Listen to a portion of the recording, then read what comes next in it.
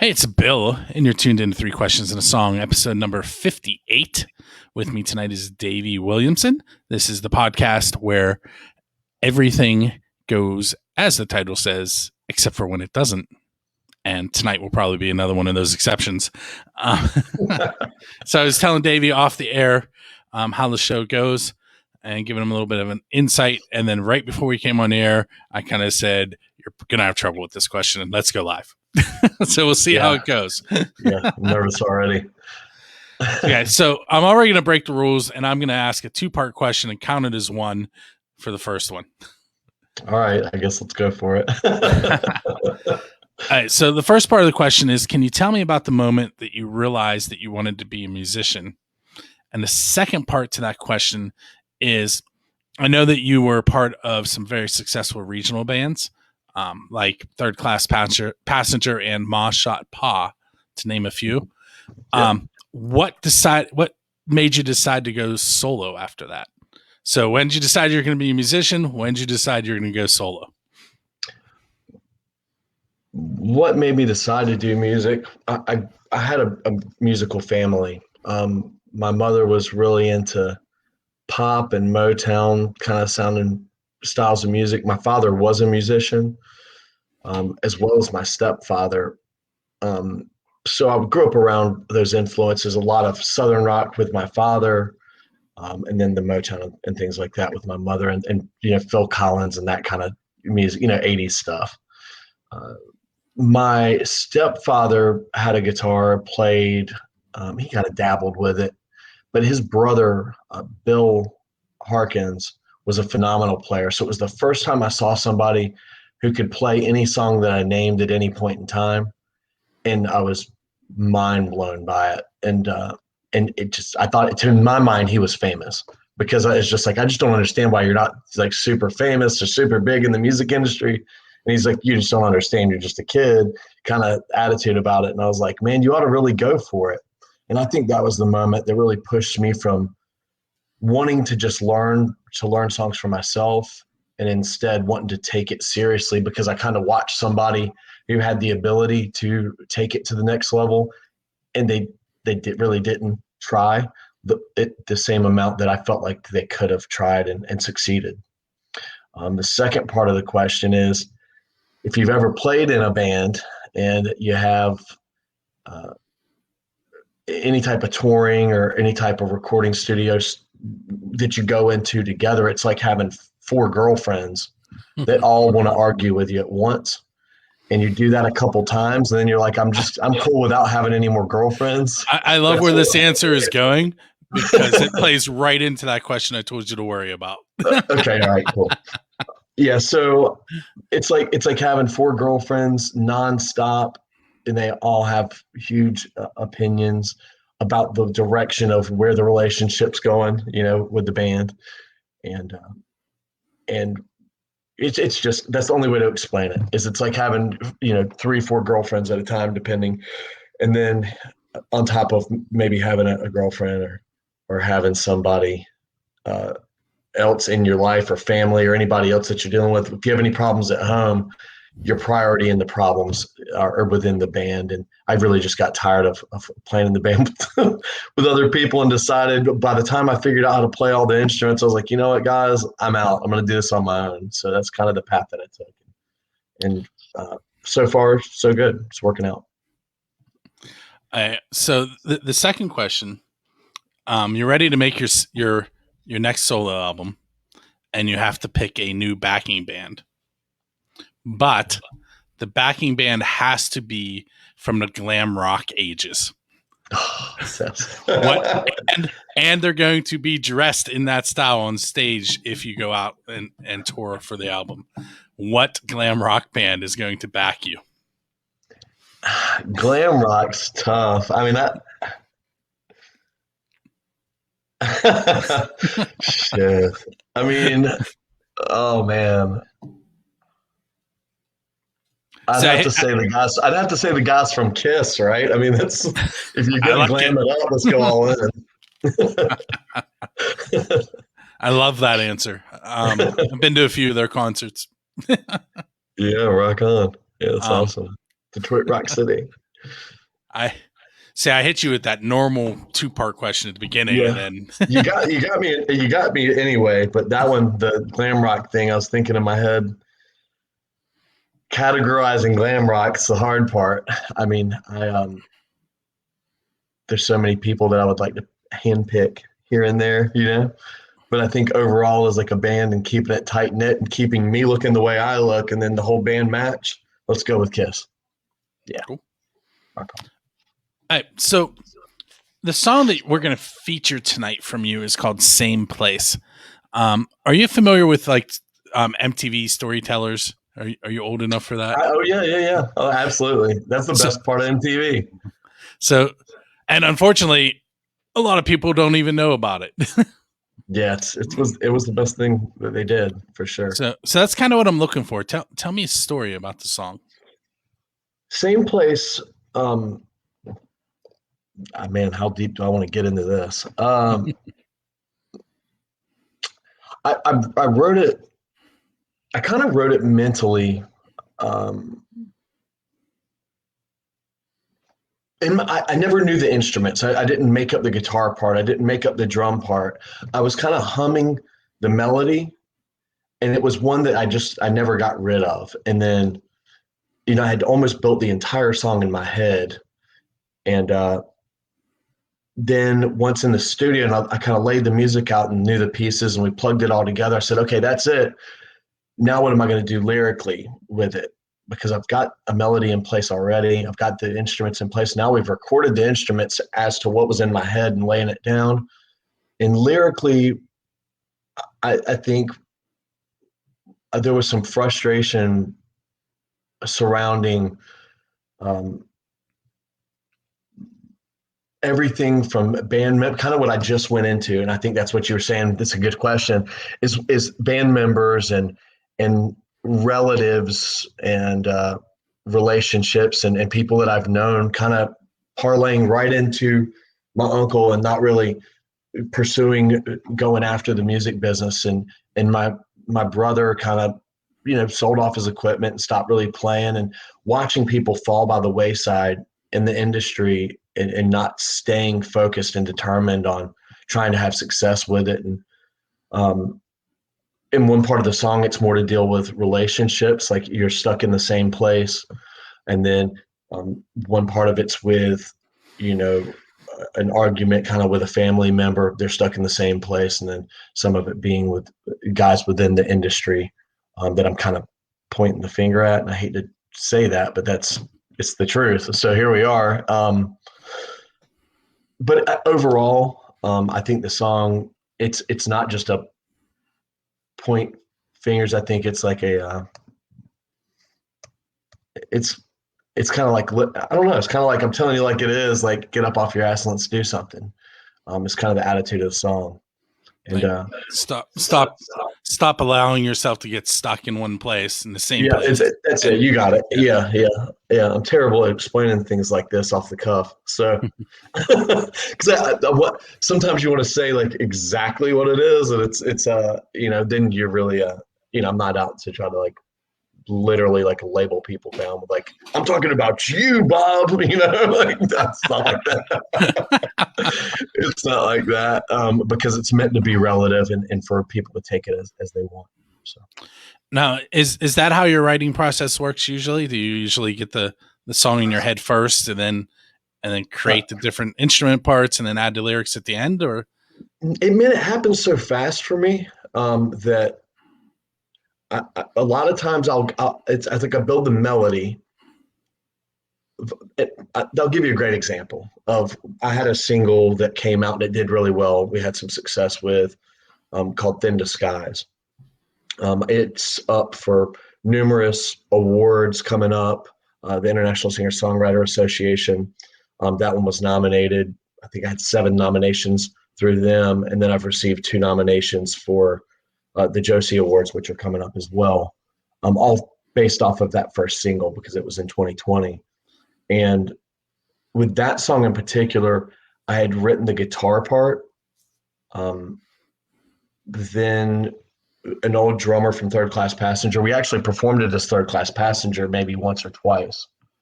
but we never had the song finished, but we tried to play it and mumble our way through it. And I never came up with any solid lines vocally. And once I was in the studio, I figured out we hummed the melody out and made fake words. Then, I mean, we're talking complete idiotic stuff, just, cussing in the mic, oh, here's da, da, da, da, da. And then we went back and changed those words into real words. And me and Sean Atkins of Background Records in Fayetteville, North Carolina, he acts as a co-producer with me on some of these songs, and we'll sit down and kind of hash it out between the two of us and kind of share their songwriting responsibilities on that song, on some parts.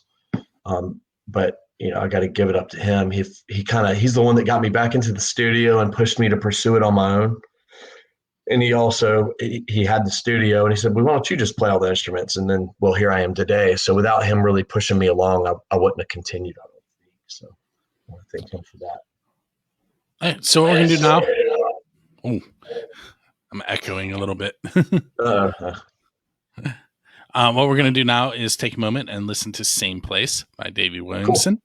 And we will be right back after that. For those of you that are listening live, you will not get to hear that song until the 1st. You go to buildascene.com. At 6 a.m. on June 1st is when it will appear on the website. And it will air on buildascene.com and also rootarooradio.com. And you can find out the times for both of those shows by going to the website. Because I want you to go there. Go. Right. So we're going to come back in as if we listen to it. And that's how it goes. Cool. Yeah. Yeah, I like it. All right, here we go. Okay, that was Same Place by Davy Williamson, who is with me on episode number 58 of 3 Questions and a Song. He's already answered about 4 questions on the show that has 3 questions. We'll see how many more I can get it up to. Some questions. That's right. That's right. So before we go any further, last episode's guest, Judy Rodman, who is actually a fairly famous vocal coach and country music producer, songwriter, had a question for you. And I'm going to let her go ahead and ask it. And her question that I'll edit in later is basically what subgenre of rock do you consider yourself? It's a good question. I know a lot of different people do kind of categorize it as alt rock or a grunge rock kind of style. To me, I think that I try to encompass everything from the punk rock style genre all the way to traditional rock and roll, just pure rock, kind of, which is what she was saying. Yeah, that's what she called it. Yeah. So everything in between. I mean, I think it was listed on an interview I did earlier this year. It was the quintessential grunge alt rock artist is the way that they put it. But I can't call it. So I'll leave that up to the audience. Where can the listeners find your music and your merchandise? So the easiest place to go is going to be davywilliamson.com. Simpler than anything else is just any streaming platform or any download platform that you use. You just type in my name, Davy Williamson. It'll pull up everywhere you can find music. It's also going to be available hard copies. We'll be going out. I think we're going to do vinyl, a run of vinyl coming up. So you kind of keep an eye on those. They're going to be limited, obviously, and you can order those directly through the website. Also, it's on every AMI jukebox in the world. We just ended up with a Harry Fox agency, and they were able to set that up. And then in September, it's going to be on TouchTunes worldwide as well. That's a nice way to get it distributed. Yeah. It's pretty cool that it's actually just this past weekend I was somewhere and somebody put it on the jukebox while I was there. So it's pretty awesome to hear out of nowhere. It's even more awesome whenever they change the song so they can hear their favorite song that's next. skip the jukebox song, which happened. Recently, we had a local musician who posted about being in a gas station and his song was playing, and someone was talking about it, and he's like, "No, this is what it's really about." And the guy looked at him and goes, "What do you know?" And it was the guy who wrote it. That's pretty awesome. Yeah. Can't wait for that to happen. So our next guest is Charlie Brath, who is a fairly well-known harmonica player, not just in Pittsburgh, but all over the place. And I had you check him out. What did you want to ask him? Well, it turns out that Charlie is also mutual friends with a man by the name of Tony Holiday. Tony is incredible. He's known for his harmonica playing, but he's from Salt Lake City.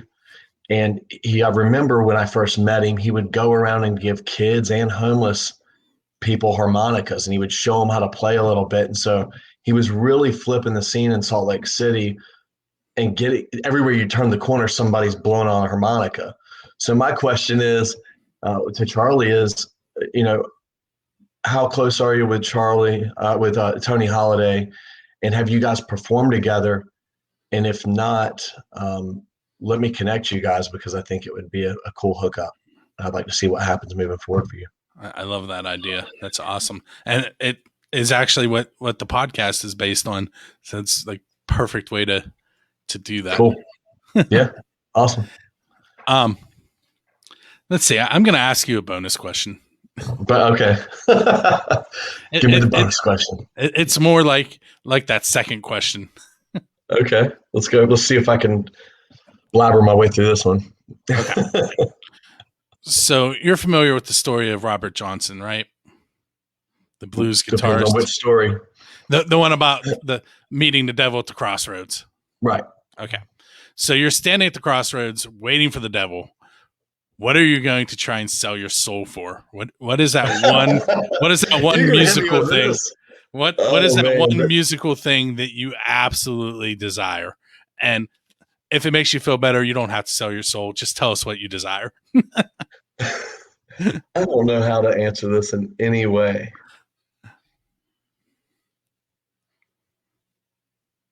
Are you a musician? I am not. You're not. Which a lot of people. I was going to flip this around on you and be like, what would you do? well, I do have an answer. Okay, let's hear your answer first. All right, so I have been working with local musicians since 1996. I started out doing web design, and it has morphed into what I still do web design, but it's morphed into this. Okay. And I told you off the air that I do photography with band shoots, and I mean, I'm on another website, firstangelmedia.com. I'm the vice president of that website. Right on. So I've always said that my goal with everything I do is to get the musicians that are in this area the ears that they need to break out and live their dreams. So if it had to be something musical, that would be what I would go for. I want to see the scene thrive and get where it should be. I'll agree with you on that. I would like to bring, what I'd like to do is to be able to kind of bring people the ears to hear the good in all different styles of music. There's some things I totally get where there's no one really doing anything artistic.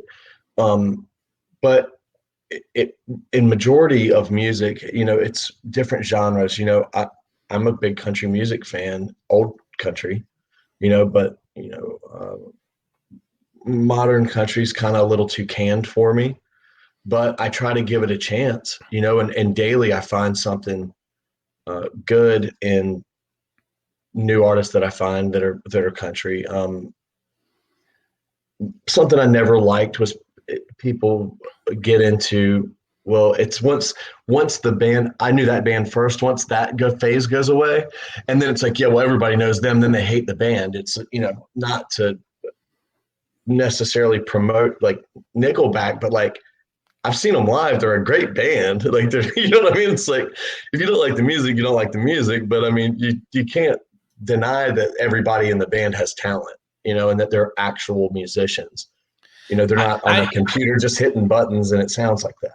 I don't dislike Nickelback, but the one knock that I do have for them is that I feel like every song is about the same thing.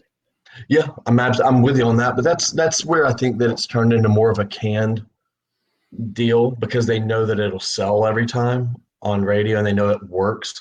So why would reinvent the wheel? I would like for people, one of my things to bring to the devil, I guess, would be artistic integrity. Bring it back, you know, put it out there for people to poke fun of or to or to try to talk, give them something to talk about, you know. Don't try to be perfect. Don't try to can it, you know. Don't try to can responses. Don't try to can your music. Don't let me guess every single thing that you're going to say. I mean, it's, you know, what is it with the old country songs? They say it's like, oh, let me guess. You've got a Budweiser with a shot of Jack Daniels and you lost your dog and, you know, your car broke down, your truck broke down. You've heard that joke, right? Something to do with it. If you spin it backwards, you get your dog back, your wife back. Yeah, I would like to be able where you don't actually know what's coming next. And I would like to have people do that again or have that come back. There's a song that's not officially released. I do play it on my station by a band called Doppler Effect, who they live, well, their lead singer lives a couple miles from here. Okay. And I can't think of the name of it off the top of my head right now, but it's completely recorded. There's not a single instrument on it, but you wouldn't know it if I didn't tell you. Every sound in the recording is him making the sound.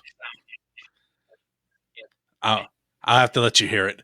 Just he makes it with his mouth. With his mouth. Yep. So it's multi-track, like clearly, but yeah, like it sounds like there's instruments in the background, and it's not. It's him making the noise. Yeah, see, that's the kind of thing I'm talking about. Like, I love that he took the time to build something from something so small. You know, it's just like learning one guitar chord and then you put it all together and then there's your masterpiece. Versus, you know, I've got like a track that's already been built and now it's me half saying words over it. I don't know if you've listened to some of the newest hip hop stuff, if you want to call it hip hop, but it's, you know, it's just like, yeah, oh, right. You know, it's like when you're just saying words at me, you know, I can't tell if there's a storyline or what's going on, but you know, I've tried to listen and I've found some great artists that are that style that I've listened to, but majority of it, I want people to kind of push the envelope. And I think that collectively, if everybody gets on the same page, I think we can all do that.